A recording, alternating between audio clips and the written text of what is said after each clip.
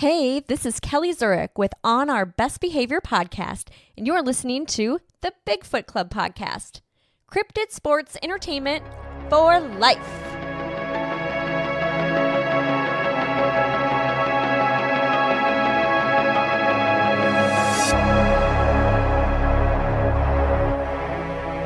Hey everybody, Bigfoot Club, Bigfoot Bob. I'm here with my nephew, Skookum Steven. Steven, say what's up. What's up? This is season ocho, episode 4. Episode Cuatro. Cuatro, okay. Yeah. You're getting me on the Spanish. Yeah, Ocho on de the Cuatro. Spanish stuff, so Yeah. how the heck are you, man? I'm great. I'm excited right now. I am too. And you know why I'm excited? Why are you excited? Because we have a special guest. And who is that guest? It's Jeffrey Sisson with Troglodyte. Jeffrey, welcome to the club. Hey, thanks, guys. Hey, man. Very well. Hey, I know we were having some technical difficulties before the show, but we were kind of talking before that. But the first thing I wanted to ask you, and I didn't ask you this earlier, but what is a real American brown metal? North American. Oh, North American. Okay. Sorry. Okay. Yeah, no. So so I'm guessing you're making a reference to the T-shirt design on the back. And I'm really good. So I don't, if you're doing metal shirts, a lot of times there's this whole spoof, you spoof something, or you kind of, do an homage. So that particular design that you're kind of referencing, the front of the shirt, it looks like there's a band called Dark Throne. It's a black metal band. Mm-hmm. And I kind of did a play on the Dark Throne logo, but if you look, it says Troglodyte, and and instead of in the Dark Throne logo, it had I think a pentagram at the top, and instead of the pentagram, there's like the classic 352 Bigfoot, gate little silhouette, and on the back of the that's a Dark Throne shirt, and kind of that I'm spoofing. On the back of the Dark Throne shirt, it said True Norwegian Black Metal. So, if I'm going to do the full on spoof, I have to, spoof the back too. So it's, North American. That's awesome. That is awesome. Yeah. It's, you see like I'm real, and I come from a marketing background, and I don't know if you guys like we've been a band for 20 years at this point, and a lot of times I would do the art, and you do this just ridiculous art, and sometimes some of them stick and some of them don't, and people get the joke, if they're into especially since we do a very extreme metal. And most people would they're spoofing Dark Throne, So yeah, when you play a show, people get into. Sometimes they get into it. Sometimes they think it's stupid. But I kind of tongue firmly in cheek, when I make stuff like that. So, you do all like your album art? I don't do all the album art. I have done our album art. Some of it. Most of our studio stuff, I've worked with other pretty amazing artists. Typically, the stuff I like to do is the the merch, like the T-shirt stuff. Oh, okay. Stickers, T-shirts, and because that stuff's, I put a little more stock into the album art and put it into the hands of somebody that I know is going to be able to execute the vision that hopefully we're on the same page. Whereas if I'm doing a T-shirt, it kind of is a miss. Well, I'll just get I'll do something better on the next one. So that's kind of where that is. And I came from I used to do screen printing years ago, so I understood that, and I do all kinds of art, but I've always kind of liked to work with other artists when it came to our actual like our album art, like the music art, like for our albums. Worked with a couple of really pretty cool artist. So, and I think the art speaks for itself. It's very, it's like, wow, you see it. That's the idea, and hopefully we can, deliver the music side of that, once you get past the art. Yeah, we were interviewing Sam Sheeran about 2 episodes ago, and he does a lot of art for like metal bands. And like when I posted that I was where we were going to interview you, he says, "I love that band." Yep. So that's great. I listened to that episode because I think he's done the art for a little bit of everybody, and I'm a huge Ministry fan, so I knew exactly. Yeah. But yeah, no, that's cool. Yeah, I think we're that band that a lot of people have heard about us or they know us. Not everybody, but definitely other bands. That seems to be I've heard of you guys. Yeah, I'll take it. Yeah, because like because all your music, for people who don't know, all your music is basically like all Bigfoot, Sasquatch, lyric, topic related, right? Yeah, I mean, when I say we're a Bigfoot metal band, that's really it. Yeah, it's there. In the I think we have 2 songs that aren't specifically about Bigfoot. Yeah, because I think I was listening. I can't remember which one it was, but it's one of the lyrics, and I was looking at the lyrics, and I know we were talking lyrics off the show before we started recording, but I think one of the lyrics, and I wish I can remember which song it was, but it was like the perspective of the Bigfoot. I take that a lot. I take that. It's easy, it's easy to.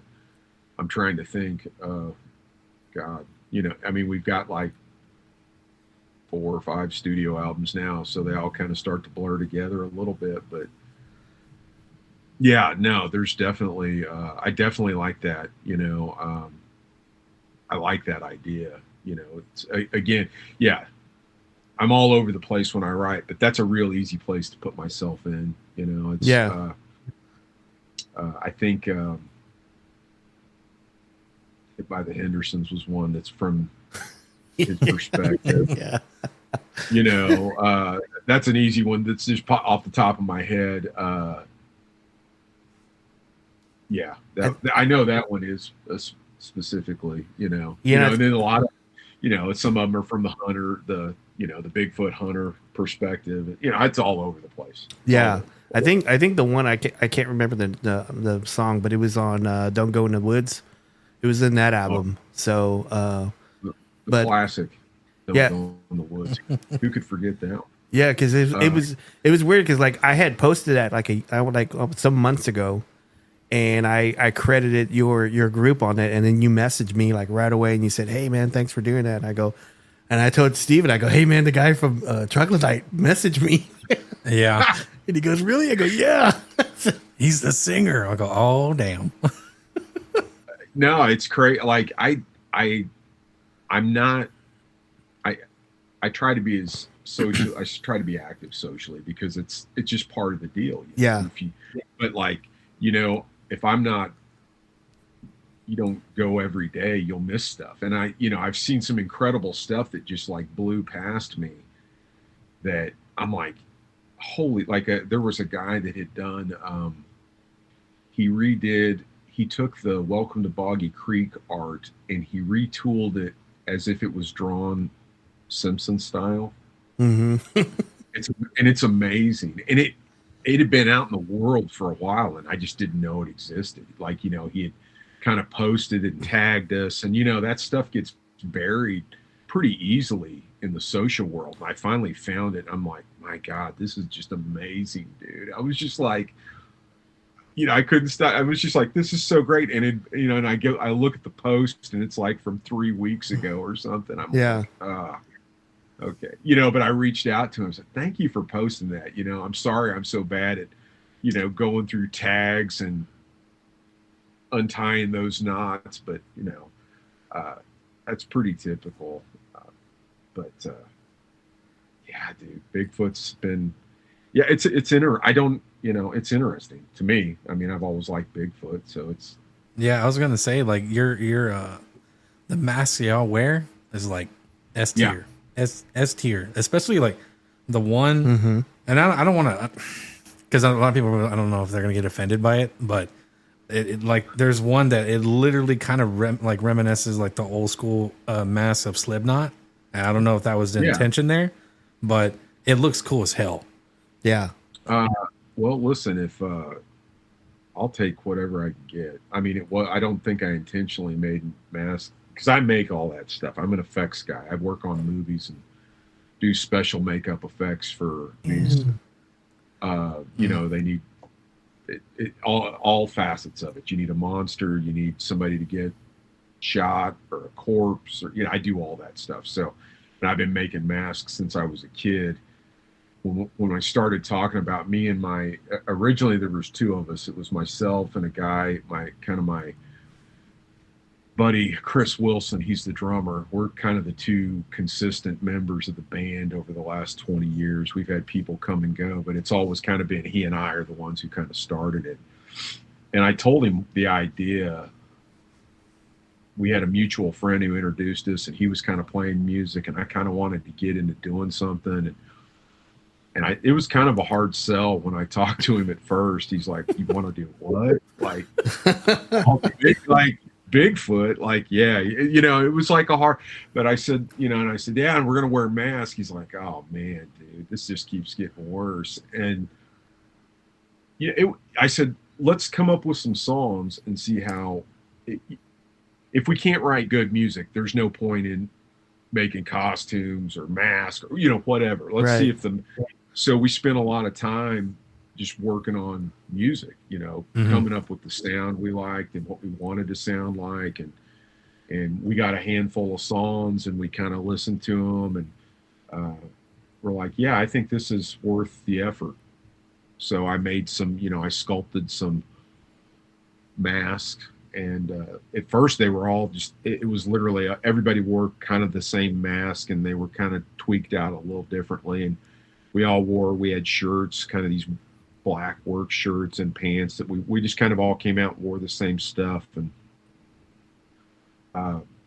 it was, it was obviously, Slipknot is, they're amazing at what they do. And wasn't intentional trying to look like anybody, and we're certainly not the first people to wear masks or makeup. Exactly. I was a big fan of Kiss when I was a kid too. So Alice Cooper, the very theatrical side of things. But we just part of wearing the mask was just like we'd get up there, and I didn't want nobody would have to worry about what we look like other than these ghoulish faces. We all wore the same shirts, same pants, we had the same face.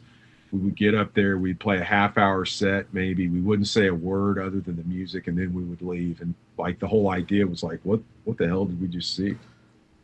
Man, if I was local, I would be there all the time. Yeah, yeah. I mean, it was kind of a hard sell all around when we first started. Just even getting on shows, like just trying to keep the down low. Trying to keep it on. Not totally. Give away the joke, if you will, what was going on. So when there were a couple of bands here in town that they got it, and they were like, yeah, you guys got to play a show with us. And that's, once we got the foot in the door, and people came out, or even if they weren't there, 5 people told 5 other people, you got to check this out. These guys are nuts, dude.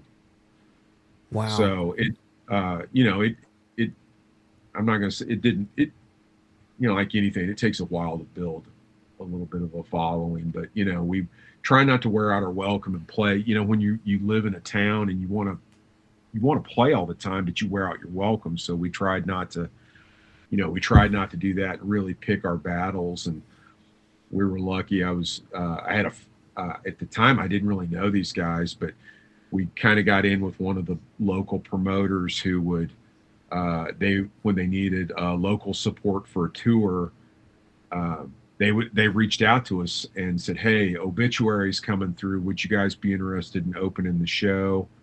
Oh yeah, that'd be awesome. So instantly that puts you in front of a crowd that might not normally come out to a local show or Right. you know. So and once that happened, that really took off. So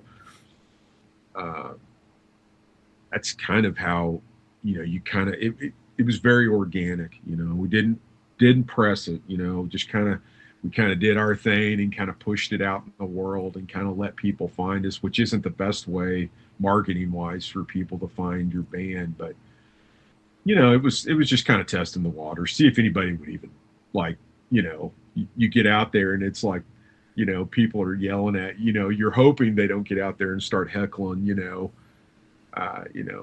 we've already got Slipknot, we don't need, you know, shit like that or whatever. So like, did that happen? No. Okay. I mean, I think at first they might see us and think that, but we were so like musically, we were so different. Yeah. I mean, because you know, Slipknot has a very, you know, they're aggressive and you know, it's a heavy sound, but you know, we're playing songs that are like 250 beats a minute and just, you know, complete grinding blast. Yeah. With very guttural vocals, which is something that, you know, was very absent from the music they created. So exactly. we were more like the death metal Slipknot, if you will, I guess. Yep. So any comparison was, as soon as we started playing, it ended. Yeah, because the reason why, because the mask were like, I saw one of it and I was like, okay, that I'm seeing that, but I don't want to say it because some people were like, I fucking hate Slipknot. Dude, I could care less. You know what's funny? And again, this is my bad because I'm just not this. I'm not keeping up with the social world is tough sometimes, especially when, you know, when this is all going on. I think I'd gotten married, I had a kid, I'm trying to work a job at a marketing agency that was very aggressive, and you know, so like it's real easy to miss stuff. And you know, somebody would say like, hey man, did you know Jamie Josta likes you guys? And I'm like, you know, Jamie Josta from Hatebreed. I'm like, really? And he's like, oh yeah, he's got a podcast, he was talking about you guys the other day on there. I'm like, are you sure? That's awesome. Like, you know, and I'm like, are you sure? Really? And sure enough, I kind of had to dig around and he was playing one of our songs. I'm like, well, that's all right. You know, and it was like, that's cool. And when they did a really small run of shows where, you know, those guys kind of got very big and they went back, and this was probably about 10, 12 years ago, they went back to all these small clubs that they first started out playing, and they played shows. And of course they sold them all out because they're like 200-300 seat places. And I got a call to, hey, you know, you guys want to open up for Hatebreed? I'm like, yeah. And it's like, you know, you're like, well, of course they ask for you. Yeah. Yeah, let me think about it. Yes. You know? So, you know, but again, I had no idea. And, you know, I'd heard him talking. It was funny because, Jamie's super cool. He's a music fan. He's a super fan of music first, you know, so you can talk music with the dude. He's not just show. And, but I heard him on one, he had, Clown, Sean Crane on one time, and he was talking, and out of nowhere he's like, man, I played a show with these guys, Troglodyte, Bigfoot death metal. And they kind of riffed on it for a little bit. I'm thinking, that's some funny shit right there. That's some funny shit. Oh man. You know, when you were talking about masks and stuff like that, whenever you send me because I sent you an email about, hey, I need a promotional shot, and you send me 2 shots, one of you and then one with you performing, right? Yeah, I don't know what's more horrifying, the one with no. I don't know. The beard is epic though. You know, and I was, whenever I saw it, I didn't even know you were wearing masks, and I went back and I looked at you know some of y'all's stuff, and I go, oh yeah, they're wearing masks. But the first thing I thought of whenever I saw your mask was like a Bigfoot alpha male. Oh yeah. That's the first thing I thought of. It's a strength. So honestly, like the band. So when I was it was early 2000s. I'm from Kansas City. That's where that area. I grew up here, but I kind of transplanted myself out to LA in the early 2000s. I was working on movie stuff. I was working with a guy out of Ohio who transplanted himself to LA named J.R. Bookwalter, and he was working for a company called Full Moon. And Full Moon is run by a guy named Charlie Band, and Charlie's known for he made all the Puppet Master movies. He produced Reanimator and Troll and Ghoulies and probably all these other movies if you're a horror fan that you've seen. So having an opportunity to work for this guy was really cool. But I'd transplanted myself out there and was working on movies, these really low budget straight to video movies. But I remember there was a band locally here called Origin. These guys were kind of from around here, but they were playing out in LA, and I knew who they were. I'd seen them before, and I'm like, well, that's cool. I'm going to go see the kind of like a little taste of grindcore home, you know? So they were playing a show, and one of the bands they had supporting them was a band called the Berserker from Australia. And they came out wearing these crazy masks, playing the fastest music I've ever heard in my life. And it was just like, that was probably more of an impetus to do a band and wear a mask than anything I'd seen up until that point. Because obviously Slipknot was around then. But when I saw these guys, it opened up the synapses started firing, and it gave me ideas for other things. And but yeah, those guys were nuts, man. I remember seeing Berserker.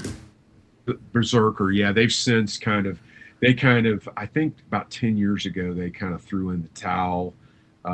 They've kind of went on to do other things, but oh my gosh, dude, I'll share a link with you. It's the craziest stuff. It sounds almost electronic in nature. Like the drums are all like this crazy electronic drum sounds, but they're playing super fast, and it's this crazy guttural music. And but it definitely gave me an idea. I was like, I've got an idea. I think something I want to do. You know? I'm going to go back home, and then I'm going to do it. Yeah. And that's what I did when I finally moved back. It was like, I'd messed around with music, but I'd never really had a band per se of this where we were going to play shows and record. I'd never done that. Troglodyte was the first effort of doing it, so it was like, well, hell, might as well give it a go. I mean, that's how I kind of approach everything else in life. Work on a movie? Hell yeah, I'll give it a go. What do I got to lose? So, and it just took off. I'm musically inclined, but it was like I'd just never been in a band, And then to do something like this that's so extreme, and it became very extreme, and to, had this idea about, we'll all wear the same mask. We'll take away the individuality is gone. Because I remember people going to see bands, and they were more hung up with what the singer was wearing, the T-shirt he was wearing, who the band was on the T-shirt, And I was just like, man, that's obnoxious, But, we're all wearing the same clothes, and we're all wearing masks, and no one's any different than anyone else. You just get it. And especially early on, it was like, we just got up there and it had this very Ramones punk sensibility where we just played songs and then we left. There was no interaction. It was complete alienation of the audience. Just whether they were there or not was inconsequential, because we had a set of 8 songs we were going to play regardless if anyone was there. And we just hammered through them, and then we left, We never took the mask off or on in front of people. Although, I mean, you got to be pretty slow to not figure out the guy that looks like he's got the raccoon eyes is probably one of the guys from the band you just saw. Oh, yeah. Yeah. You'd be surprised some of the stuff that, we get done playing. And, I always liked it. I could care less if anybody knew who my name was. I was always more excited somebody liked the band, So it was interesting, have that anonymity sitting there and did you see that, man? That was crazy. And I'd say, yeah, it was okay. I don't really care for gimmicks. So, you're kind of a butthole, aren't you? Which makes it even funnier, Yeah. So, I've always liked the idea of that. I think ever since because Slipknot was like the first introduction to me whenever I was a kid to see that. I go, these guys are wearing masks. You would think it would be like Kiss, right? I think it was Slipknot, and then after no, that, well, no, I mean that's a totally different, and totally different generational. Yep. Because it just, the thing I always like, I love Kiss and Alice Cooper and Slipknot, and anything theatrical of that nature. The problem that I always had with these guys, at some point, they kind of break their own rule.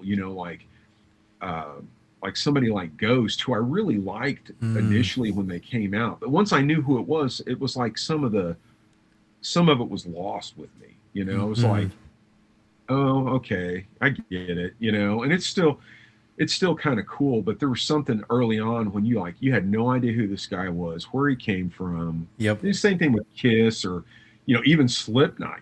They, for years, they were very guarded about what they look like. Yep. And it was like, there's something to be said about that, and that's very anti rock star rock and roll. And again, I could care less if you knew what I look like or what my name was. My thing was, it's like I put all that energy in for you to know my band or the music I'm creating. Yep. And if you like it, great. If you don't, that's cool too, man. I get it. You know what I like about this, Jeffrey, is that I know you're not saying this, but your music style and the way you approach this, it's almost like a real Bigfoot, because the Bigfoot would come in, make noise, and then go. Yeah, there's something.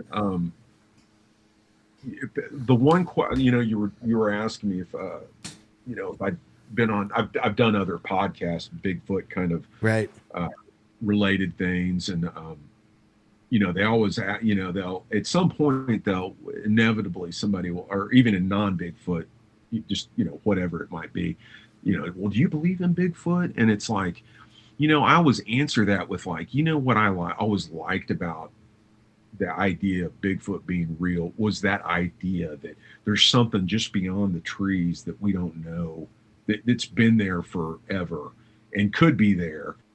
And I like that mystery, right? Mm-hmm.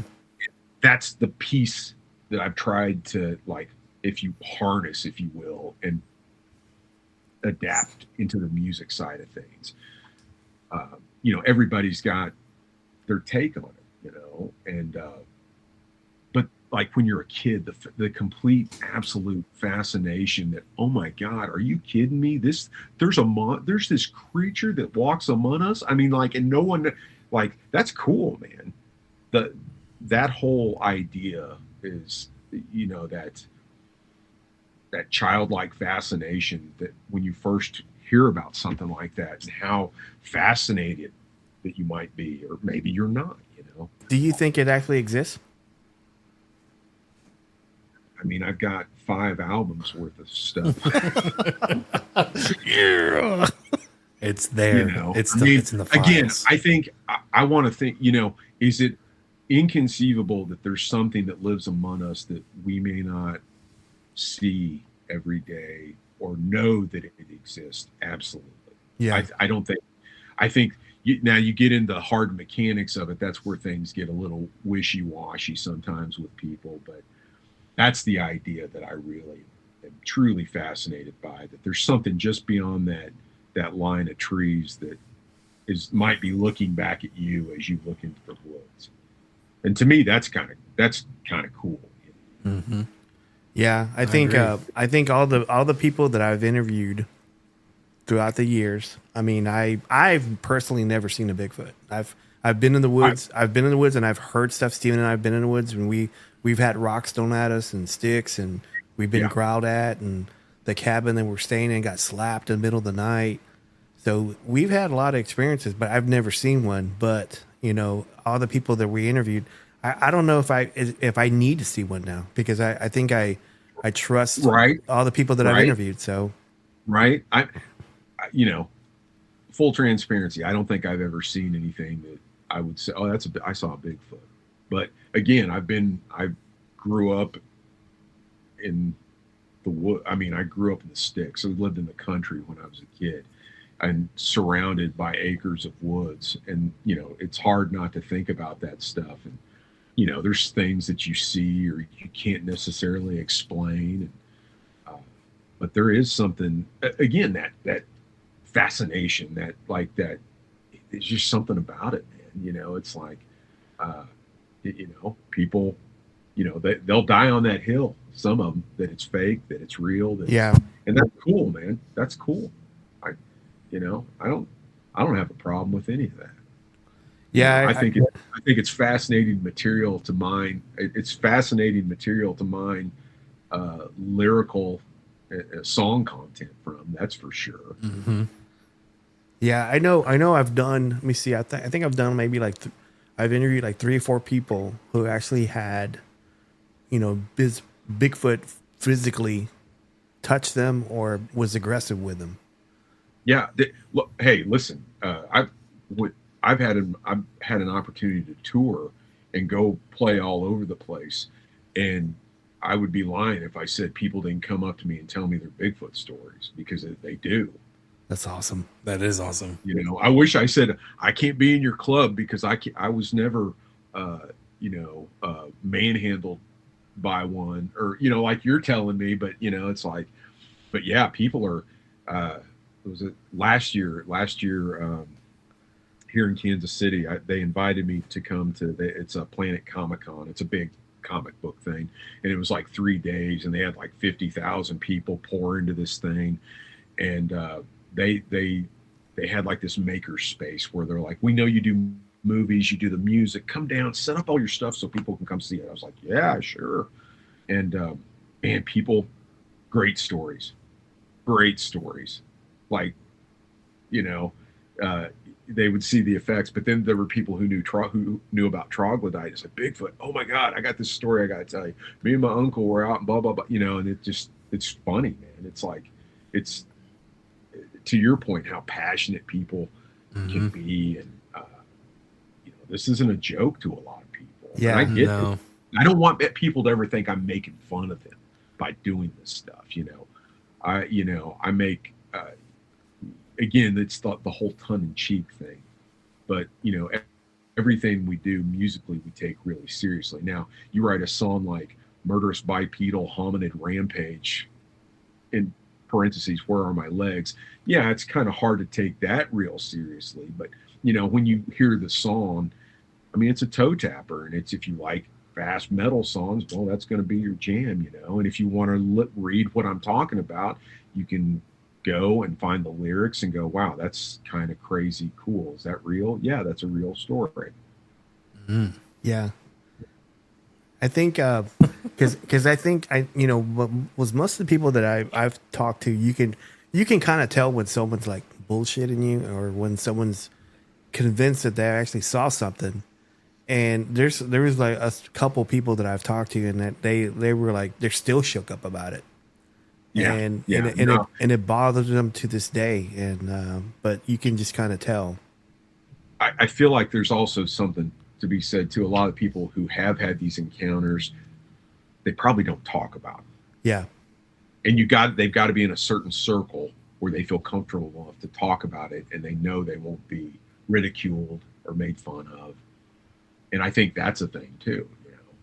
Yeah. Hey, I'm going to tell this guy who's done 5 Bigfoot albums about my Bigfoot encounter. Okay, I'm not going to make fun of you. I think it's fast. I always say, I wish I could have seen that. You know. Yeah. Yeah, we just launched on our website, share your encounter, and it's like, it's, if people want to share it, because, like, you know, I've got so many people who DM me and tell me their story, and I tell them, I said, look, I want to talk to you. I don't care if you want to come on the podcast. I just want to talk to you. So we end up talking to a lot of people who don't come on the podcast and talk about their story, but I just want to hear their story, and then I hear them. And I always ask them all the time. I said, "Are you okay?" Because, like, one of the guys I was interviewing, like, I interviewed him like 6 years ago, and to this day I still call him and still check on him, because he went through such like an emotional roller coaster with it. Jeff, he got divorced, never told his wife, and he only talked to me because he had heard I was a Bigfooter, or I was a Bigfoot researcher, and he reached out to me and he goes, "Hey man, I got to talk to you." and we talked, and I still, like, to this day, like 6 years, I've been consulting him, and we just talk like once a month. It's that whole the unknown, and it's like Bigfoot, aliens, paranormal. Those are things that because they're like that, they're such a fan, this fantastic element about all of these things that, I can see how that, if you question, you see something like this, you say, oh my God, something ran in front of my car and I stopped and it stopped and looked at me. And, it's like, it's one of those things. And you hear these people recounting some of these stories. And I watch a lot of that stuff. I mean, my wife loves queuing up, all these different reenactment, and, some of them are really good. And they talk to the people. And there's one, it's like I think it's called Evil in the Woods. I feel like that it was called Terror in the Woods, or they changed the name. It was called Terror in the Woods, but it's now called These Woods Are Haunted. These Woods Are That's Haunted. It. Yes. So they, but watching stuff like that, and you hear these people telling their stories, and they're just like, it's like you said, they're like, man, they're kind of like, is this guy wrecked for life because of this? It's like, it's like you touched on it earlier. Do I really want to see one? Mm-hmm. Yeah. It's like, careful what you wish for. Yep.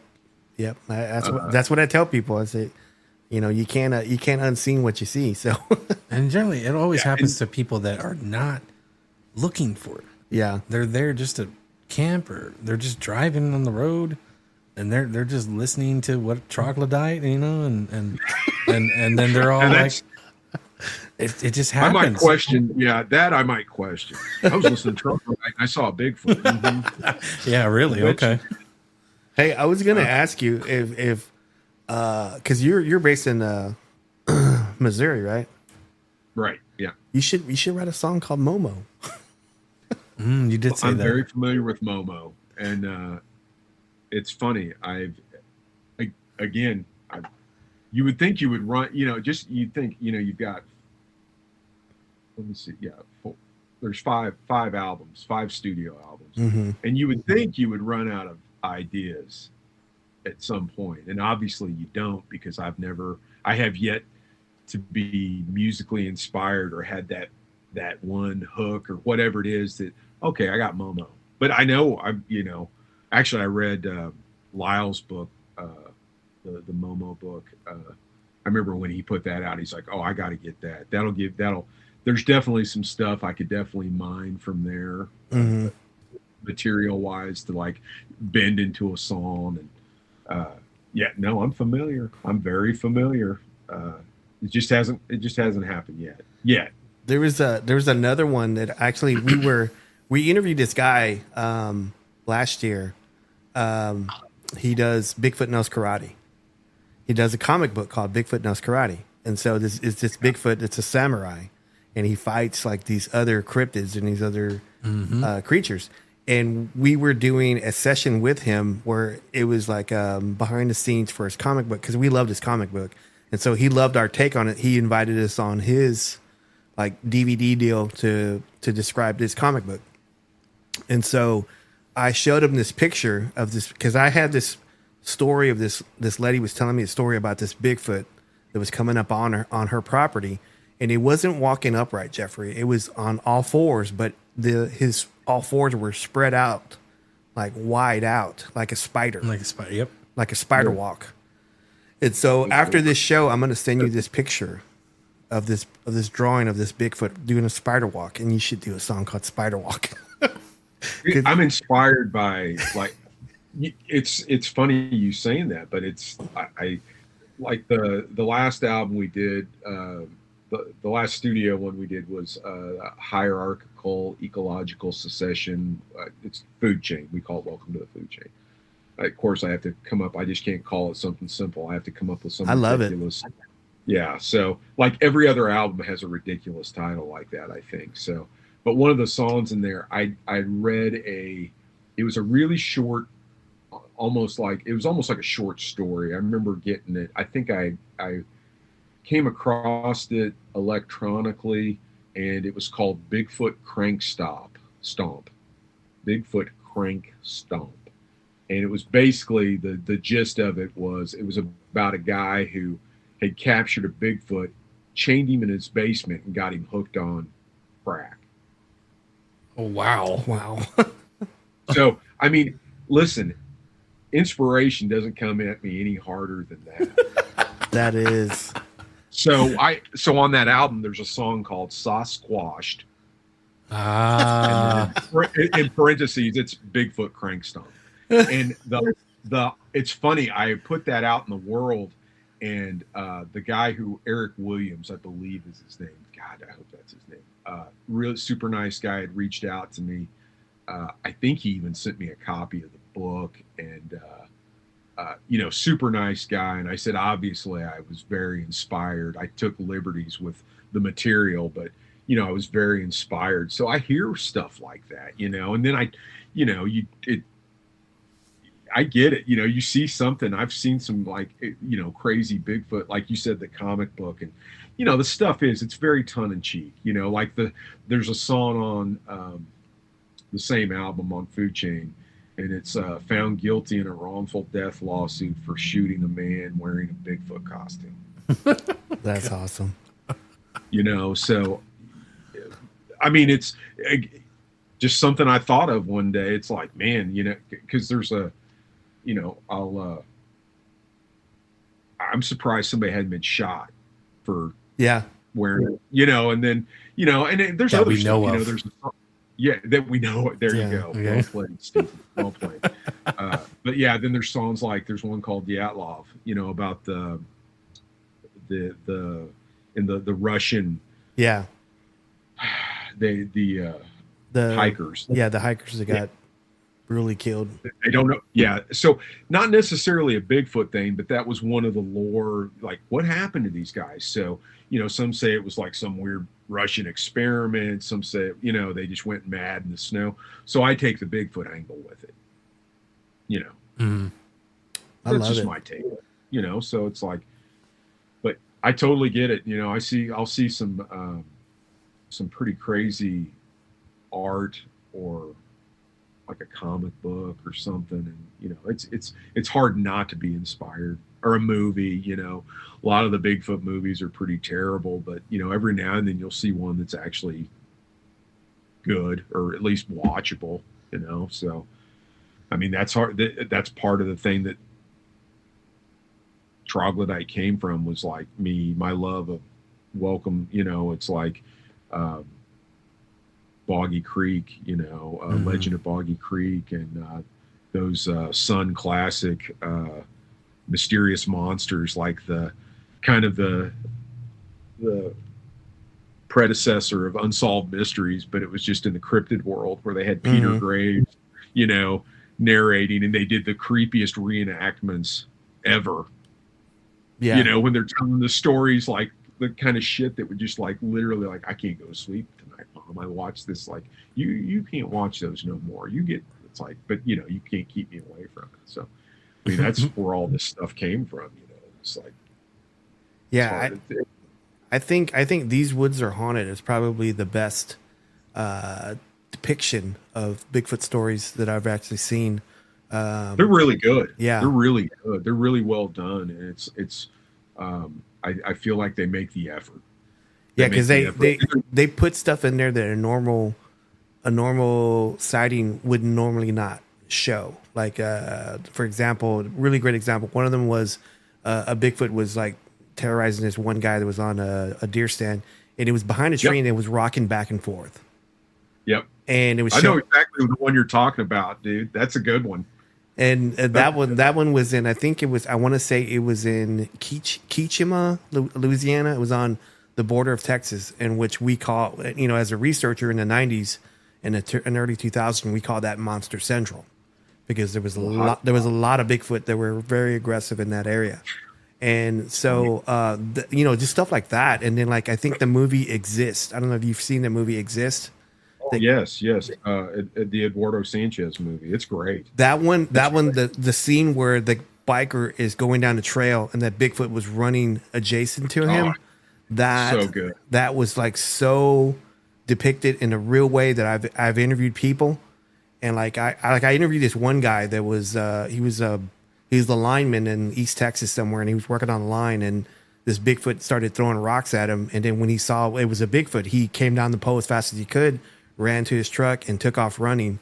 I mean, I took off in his truck, and this Bigfoot was like keeping up with him in the woods, and he saw it, and he says, "Man, I was going like 45, and this thing was keeping up with me until I hit 70. Then he left me. He let me go."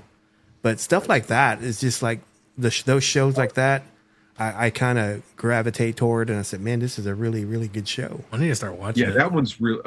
Yeah, and that's it's like if you're gonna do a found footage movie about Bigfoot, I mean, get the guy who did the Blair Witch Project. That's who did that. Oh, is it really? I didn't even know that. So Eduardo Sanchez was one of the guys who did the original Blair Witch Project, and he's a good director. I mean, he's done. If you haven't seen, we're kind of, since we're in the whole like kind of, he definitely has. He did a movie called Altered, which was it was after Blair Witch, but it's more of a movie. Mm-hmm. But it deals with aliens, and it's kind of like it's a little bit of Steven's looking it up. Yeah, because it sounds familiar. It's good. It's really good. It's got one of the guys that was in Blair Witch is in it, and it's kind of a reverse abduction. Like they abduct an alien. This guy's been abducted, and they figure they catch one. It's totally worth your time, and I feel like it's really underrated. It's off most people's radars. I think it was something just probably got dumped to DVD, back in the mid 2000s or whenever it came out. But it's really good. He did that one, and then Exist. I had a chance to talk to him for a little bit. We talked about the big thing, yeah, and super nice dude. And yeah, I mean, again, if you're going to do a Bigfoot found footage movie kind of, I mean, he's definitely the guy to get, and he got it, man. That it's like you said, the scene where it's pacing him, chasing him is really good. There's just my one complaint, I think he almost showed a little too much of the creature. Yeah, like almost, at the end he showed a lot of it, and I get why he did, but he didn't need to. I think that's kind of like almost like Alfred Hitchcock. Well, it was probably the studio going, you got to show more of this monster. People have watched this for 85 minutes. They want to see something. And that's not always the case, Right. Yeah. It was really well done. That's a really, like, when people ask me, and they do, they're like, what's your favorite Bigfoot movie? It's like, Legend of Boggy Creek. It's like, yeah, I like Legend of Boggy Creek. That's for what it is, it's still got this charm about it. But, stuff like Exists, Night of the Demon, the 80s, that movie's just bonkers. There's you got stuff like Harry and the Hendersons, which is it's a comedy, but gosh, man, it's so well done. It is it's hard it's hard not to like that, and it's like, now granted, like in my world, Bigfoot is a human eating, for all intensive purposes, land shark. So, but that's me, so I paint a very that was another thing too. I kind of Bigfoot, like sometimes somebody, like, I remember talking to somebody, it was like an interview or something, and they were telling me how they they listened to the album, like a few of the albums. They were saying how they thought it was really clever how I'd kind of taken Bigfoot as, Bigfoot is this like metaphorical thing about, saving the planet and, Mother Nature, and how we as humans, like, abuse and just use everything around us, which I was just like, wow. I go, somebody completely reading something into something that I'd done that like made me sound incredibly intelligent, and in no way, shape, or form had I ever had thought about any of that until they mentioned it, so it was like, oh yeah. And then I finally said, listen, I wish I could say that was my thought, but after talking about it, and you go back and look at these songs, and that's kind of what it is. Bigfoot's like this kind of he's kind of setting the record straight for, and I talk about it a lot in this stuff, because I feel like, again, taking the role of Bigfoot, it's like, hey man, quit tearing up my woods, kind of thing, get out of here, you're killing the planet, and you know, some of those themes pop up. You know? Yeah, he's kind of like he's the sheriff of the woods. Oh Yes. no, absolutely. You know, absolutely. You know, it's like, and there's something to be said about that. Yeah. You know, it's like, again, there's a little, you know, I always try to do a little read between the lines, not as much as this one man. I was like, gosh, I wish I could take credit for all these cool things you're telling me. I was like, I'm a hillbilly. I'm writing about you know, somebody getting their head torn off. You know, I mean, it's just ridiculous stuff. But Yeah. I'm very fortunate like that. I've got an outlet. You know, I love horror movies. I work on horror movies, and to me, this is like the musical version of a horror movie. Like if I was a kid, I always think back as like if I was a kid and this existed when I was a kid, I would just have lost my mind. You know. Yeah, I think I tell people this all the time. There's Bigfoot. There's nice Bigfoot out there, but there's a lot of Bigfoot that are like assholes. And like you know, we've run into a lot of assholes like in like Oklahoma and the Kiamichi Mountains, right, Steven? Yeah. So we've not a fan. They're not a fan of us. So They're like, your podcast sucks. I mean, I'm from like, a, you know, and again, coming from a marketing perspective, you know, I can write a really, you know, you could write about a sweet Bigfoot, but obviously if you're catering to the metal community or a death metal, they're probably not going to be real sympathetic and want to hear about, you know, how the Bigfoot saved my daughter from, you know, drowning in a river or something. You know, they want to hear about, you know, the one that was snuck into your shed when you go to get the lawnmower out. It, you know, it turned the lawnmower on you and it mulched you. You know, it's dumb stuff like that. You know, so it's that very 80s horror kind of like, I got killed by Bigfoot, but it wasn't by that. Yeah. No, it's like, but yeah, you know, and again, it's like trying to, when you, and there's a lot of bands that kind of do, I say something similar. There's bands like, there's a band like called Nile that is, they're very rooted in Egyptian themes. So like all of their albums are some sort of Egyptian theme of some sort. And they've done that. They've got several albums, and there's a lot of bands that do stuff like that. And that's, you know, I'm trying to do the same thing, but come up with some, you know, like there's a song, it's always interesting to interact with a fan or somebody that's like, you know, you got a song called You're Gonna Sweat. What's that about? Yeah, what kind of Bigfoot that? It's like, if you read the lyrics, it's like this guy hiding and he's trying not to breathe. He's trying not to move. And it's like, you know, he's just sitting there and he's just sweating, you know, because he's crapping his pants because there's literally this creature like 10 feet from him, you know? Mm-hmm. Well, little does he know the Bigfoot knows he's there. Yeah. Yeah, of course he does. Of course, you can smell him. That's why he's like, that's what I'm talking about. He can smell your sweat. You know, you're going to sweat, man. It's like, get out of here. So, yeah, it's like, it seems silly it's very, at a high level, it does seem very silly to write. I love it. Song after song about Bigfoot. But yeah, I mean, obviously there's other people who do too. And again, I love our fans. We've always had a really good fan base, and especially since, you know, we're not on a label. This is very organic and homegrown, and, you know, we've just kind of let people find us, or, you know, we'll play with a really cool band like, you know, Hatebreed or, you know, whoever, and they'll buy a shirt and then they'll wear it, then somebody will see it and they'll be like, who's that band? You know, and then all of a sudden you see them emailing me or messaging me. It's like, I saw so-and-so wearing your shirt and they told me I should check.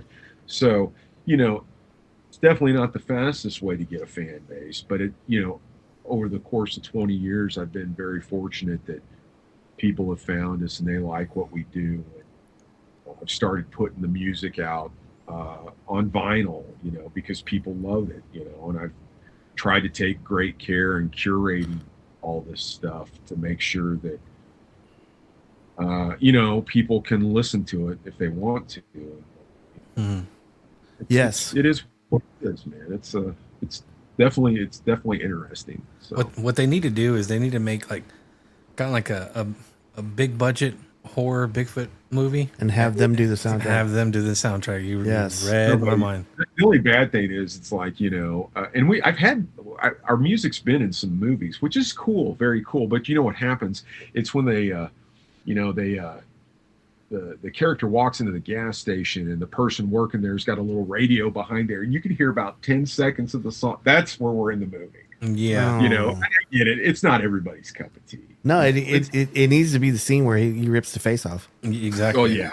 I mean, I keep threatening, you know, we've never made, and that's one of the other things. I've direct music videos for a lot of, I've done a lot of pretty extreme, worked with a lot of extreme metal bands and done music videos. Mm-hmm. And, but I've never done one for Troglodyte because I just keep thinking it's like, I know in my mind what it needs to be. And if I can't do it exactly what I see in my mind, then I just would rather never do it. I like your style, man. Yes. You know, so it's like, I mean, when you buy, like when you get our album or our CD, it doesn't have a picture of us in there. I'm not catering to the fact that we're wearing these ghoulish masks when you see us live. Mm-hmm. So for years, nobody knew, like it was a real shock when we might go play like a death metal festival, like in Las Vegas or something. And some people, I had no idea you guys wore costumes or what, you know, so it was kind of fun. You know? That's the whole shtick. Yeah, yes. Dude, yeah, and it is. I get it, man. There's if that gets you to listen, if that gets you to listen to me, but then you buy in, totally worth it. Absolutely. Totally. Jeff, we've been going about an hour, and that's usually what we do. We do. Yeah, well, we don't want to wear out our welcome here. Hey, I want to thank you for doing those sound bites for me. Those were great. Mm-hmm.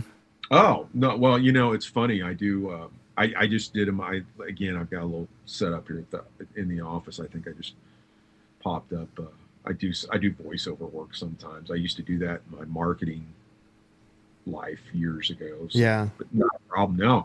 No, I got to finish listening to the podcast with Sam because that was really good. That was really good what I heard. And like I said, I've never been a big podcast guy, but I started walking kind of for my health and and I was like, well, shit, I can only listen to so many, you know, how many times, but so I found some podcasts. So it's always nice to come across something new that I can put on. Yeah. I'll nice. walk a couple miles and it's like, before you know it, I've listened to the whole thing. So it's like, I appreciate that. We'll walk with you. Yeah.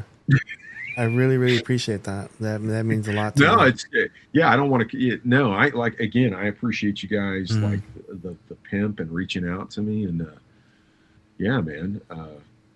How do our listeners reach you? Oh, it's pretty easy actually. Go to the woods. You can find us. We're on all major streaming platforms that you would anybody would use. It's Troglodyte, Troglodyte. You know, if you Google us, if you type in Bigfoot death metal, shockingly, we're really high up in the nice. Returns. There's not a lot of that. You can. I'm a big advocate of. There's a platform called Bandcamp, and you can stream all. You can go there. You can stream all of our albums.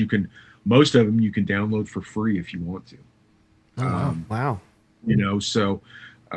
We also, you know, and then I sell CDs, and we've got our website is Neandercore, like Neanderthal, but Neandercore. Oh. We just called it that for years. So, but yeah, you know, you can find us on Facebook and Instagram and stuff. But you know, Bigfoot Death Metal. You know, if anybody's interested, and yeah, you can. If you can find us on Bandcamp, you can just go listen to it for free or download it for free. So, you know.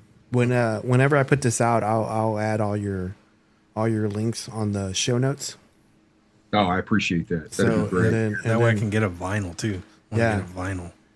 Yeah, sure. We just put out last year. I put out the Welcome to Boggy Creek, which was technically that was like our first studio album, but we'd recorded a whole album before that we kind of shelved, and so this was kind of our 20th anniversary, like this year. So I actually went back and had all of those songs, went back to the mixes, and had them mastered properly, and we put that out on vinyl. And that's people. I was skeptical, and people have really dug it. It's So it's interesting. You know, it's a you can definitely see an evolution in the band, which is very funny because I always the evolution of our Bigfoot character through the music is kind of interesting. So, but yeah, That's awesome. We'll I'm sure we'll talk more. I'll get all, like, you guys need to send me an address and stuff, and I'll get a bunch of stuff to you. Looking for shirts on your website. You got to go to Neandercore. I'll hook you up. Okay, all right, cool. We'll get some shirts. We'll trade it out. You pimp me out. We'll see what we got, and I'll hook you guys up. Okay, appreciate it. I'm gonna try to have this out tonight or first thing tomorrow morning. So I'll send it to you before I put it out with everybody. So right on. Okay. Right on, man. Right well, on. appreciate it, man. Thanks for coming on. Yes. We really enjoyed it, and we'll have you back on. Oh yes. Oh please. Yeah, I'm always doing something ridiculous. So right on. Okay. Jeffrey, thank you so much, and you have a good night, brother. You too, man. I'll man. talk to you guys soon. Okay, goodbye. What'd you think? I love them. You got any shout outs? Shout out to Blair and the boys. Blair and the boys. Shout out to my mom, Kelly Zurich, Yes. because she's always good to us. So Yes. Kelly and Zurich, Jin, both Jins with Google Paranormal. That's probably Jeffrey. Yeah, He calling? He's sending me links already. Oh. So, quick thing too. Rest in peace, Chuck Norris. yes, rest in peace, Chuck today- Norris. I was pretty hurt by that. Today we lost a legend, 86 years old. Wow. I think as what Kratos says, and I'm gonna blend this in with Chuck Norris. Kratos has always says, "Death can have me when it earns me," that is so true for him. and that is what Chuck Norris did. Yeah. It earned him. So, Okay. All right. Well, I'm gonna try to get this out tonight. So yeah, I would say tonight because Brian would want to hear it. good night and goodbye. Bang. Bang. Too sweet. If you are listening to us for the first time, thank you for joining us. If you are a regular listener, double thank you for your continued support. We appreciate every one of you, and your engagement means the world to us. To help us keep providing quality content, please take a moment to subscribe, comment, like, follow, and give us a 5-star review. Your feedback truly helps us improve and grow. If you have any stories you'd like to share, or any concerns you'd like to discuss, we would love to hear from you. Please email us at bigfootclub1@gmail.com